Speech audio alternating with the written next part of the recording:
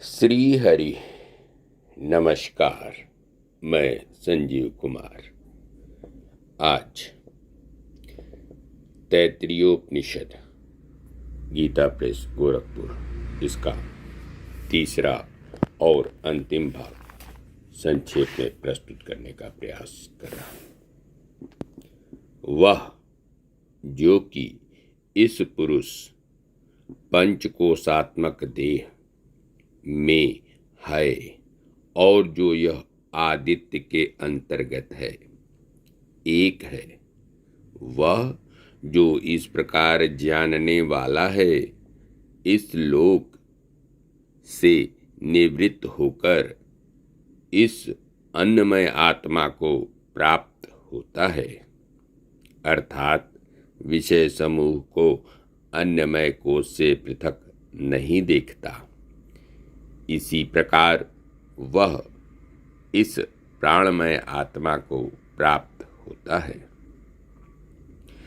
इस मनोमय आत्मा को प्राप्त होता है, इस विज्ञानमय आत्मा को प्राप्त होता है एवं इस आनंदमय आत्मा को प्राप्त होता है। जहाँ से मन के सहित वाणी उसे प्राप्त न करके लौट आती है, उस ब्रह्म के आनंद को जानने वाला किसी से भी भयभीत नहीं होता। उस विद्वान को मैंने शुभ क्यों नहीं किया, पाप कर्म क्यों कर डाला, इस प्रकार की चिंता संतप्त नहीं करती। उन्हें ये पाप और पुण्य ही तप के कारण हैं। इस प्रकार जानने वाला जो विद्वान अपने आत्मा को प्रसन्न अथवा सबल करता है, उसमें उसे ये दोनों आत्मस्वरूप ही दिखाई देते हैं।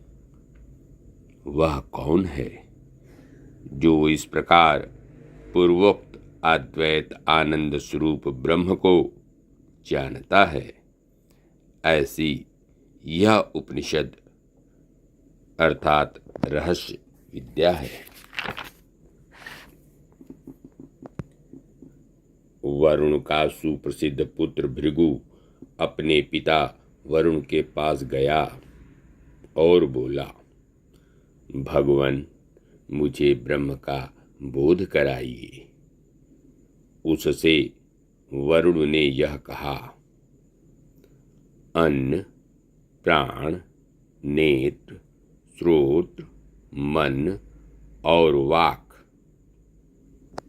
ये ब्रह्म की उपलब्धि के द्वार हैं। फिर उससे कहा, जिससे निश्चय ही ये सब भूत उत्पन्न होते हैं, उत्पन्न होने पर जिसके आश्रय से ये जीवित रहते हैं और अंत में विषयोन्मुख होकर जिसमें ये लीन होते हैं, उसे विशेष रूप से जानने की इच्छा कर, वही ब्रह्म है। तब उस भृगु ने तप किया और उसने तप करके अन्न ब्रह्म है ऐसा जाना, क्योंकि निश्चय अन्न से ही ये सब प्राणी उत्पन्न होते हैं। उत्पन्न होने पर अन्न से ही जीवित रहते हैं तथा प्रयाण करते समय अन्न में ही लीन होते हैं।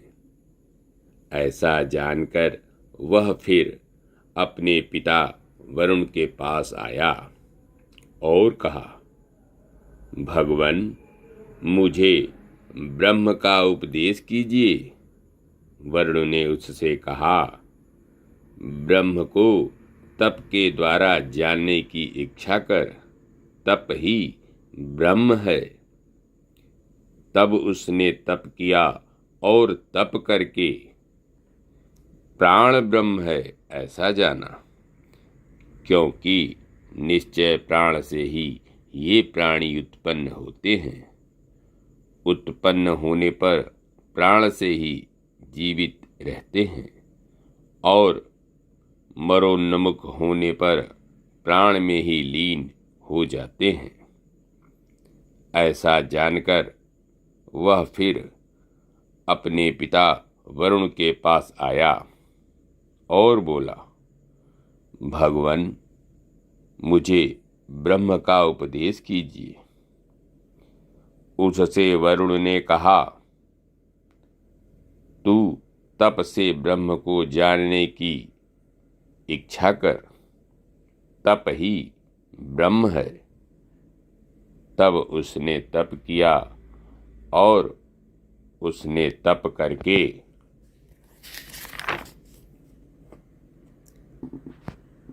मन ब्रह्म है ऐसा जाना, क्योंकि निश्चय मन से ही ये जीव उत्पन्न होते हैं।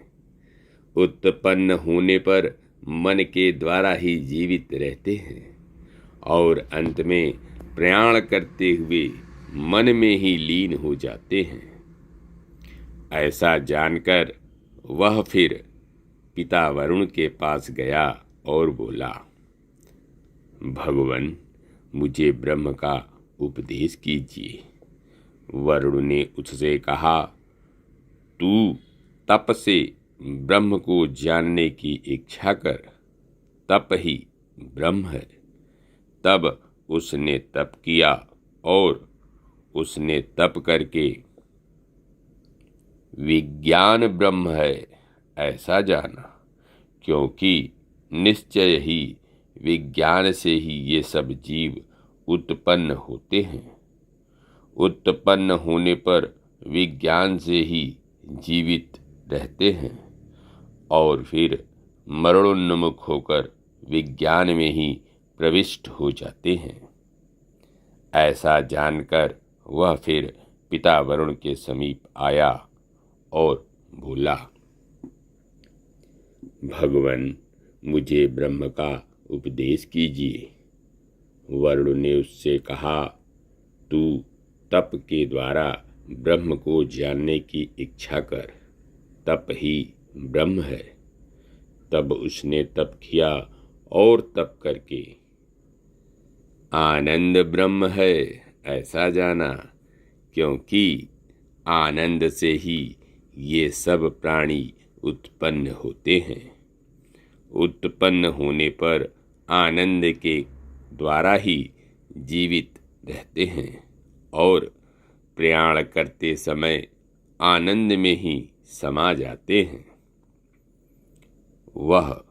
यह भृगु की जानी हुई और वरुण की उपदेश की हुई विद्या परमाकाश में स्थित है। जो ऐसा जानता है वह ब्रह्म में स्थित होता है।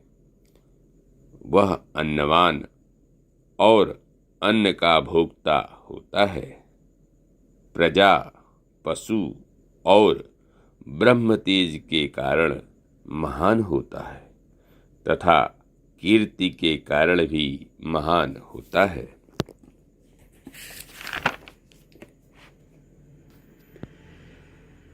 अन्न की निंदा न करें, यह ब्रह्मज्ञ का व्रत है। प्राण ही अन्न है और शरीर अन्नाद है।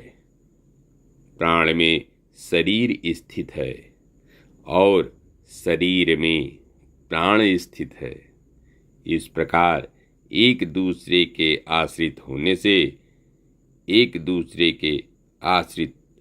से वे एक दूसरे के अन्न हैं। अतः ये दोनों अन्न ही अन्न में प्रतिष्ठित हैं। जो इस प्रकार अन्न को अन्न में स्थित जानता है वह प्रतिष्ठित अर्थात प्रख्यात होता है, अन्नवान और अन्नभोक्ता होता है। प्रजा, पशु और ब्रह्म तेज के कारण महान होता है तथा कीर्ति के कारण भी महान होता है।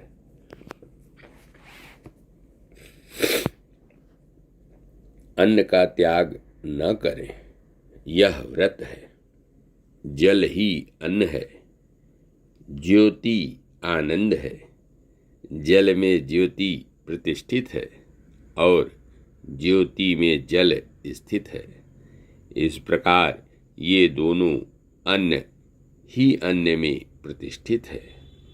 जो इस प्रकार अन्न को अन्न में स्थित जानता है वह प्रतिष्ठित होता है, अन्नवान और अन्नाद होता है। प्रजा, पशु और ब्रह्म तेज के कारण महान होता है तथा कीर्ति के कारण भी महान होता है।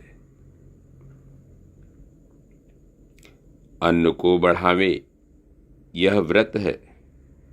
पृथ्वी ही अन्न है, आकाश अन्नाद है। पृथ्वी में आकाश स्थित है और आकाश में पृथ्वी स्थित है। इस प्रकार ये दोनों अन्न ही अन्न में प्रतिष्ठित है। जो इस प्रकार अन्न को अन्न में स्थित जानता है वह प्रतिष्ठित होता है, अन्नवान और अन्नाद होता है। प्रजा, पशु और ब्रह्म तेज के कारण महान होता है तथा कीर्ति के कारण भी महान होता है।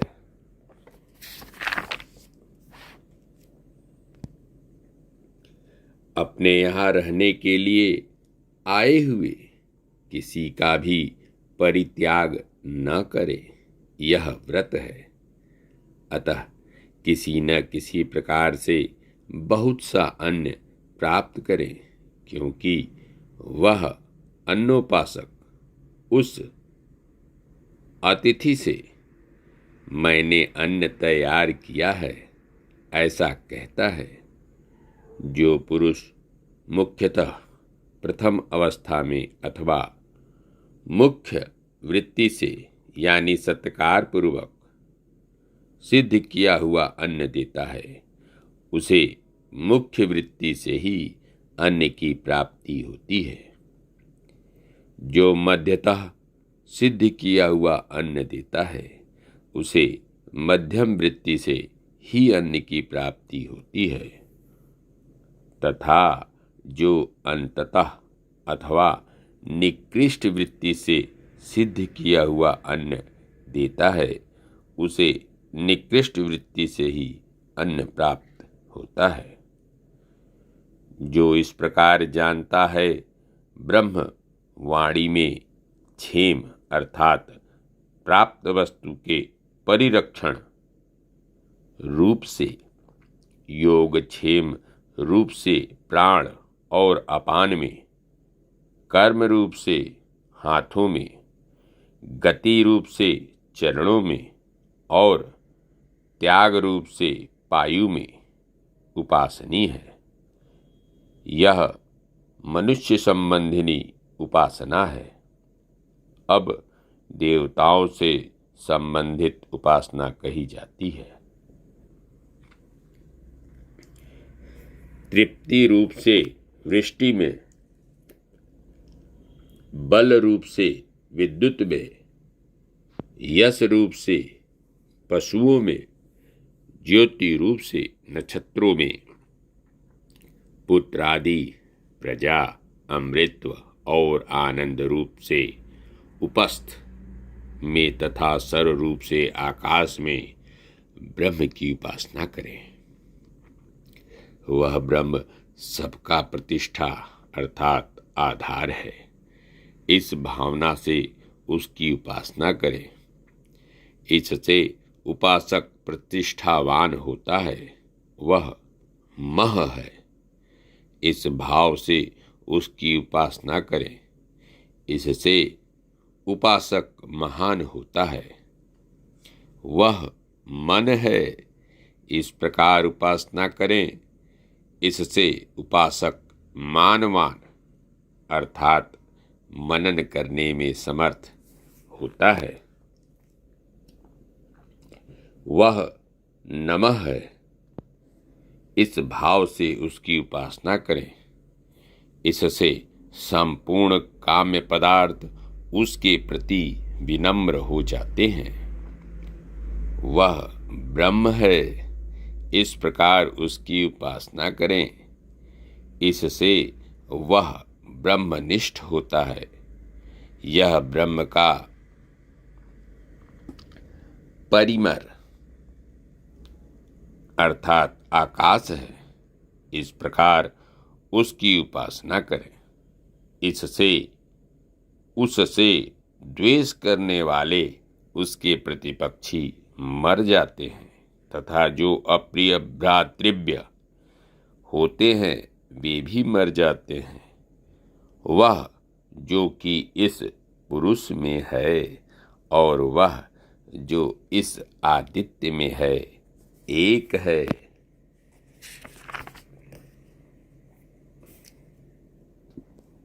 वह जो इस प्रकार जानने वाला है, इस लोक अर्थात दृष्ट और अदृष्ट विषय समूह से निवृत्त होकर इस अन्नमय आत्मा के प्रति संक्रमण कर, इस प्राणमय आत्मा के प्रति संक्रमण कर, इस मनोमय आत्मा के प्रति संक्रमण कर, इस विज्ञानमय आत्मा के प्रति संक्रमण कर तथा इस आनंदमय आत्मा के प्रति संक्रमण कर।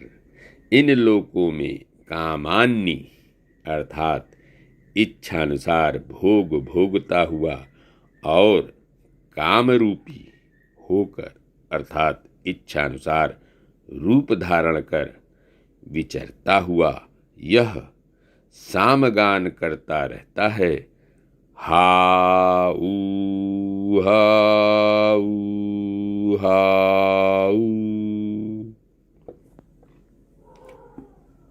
मैं अन्न अर्थात भोग्य हूँ।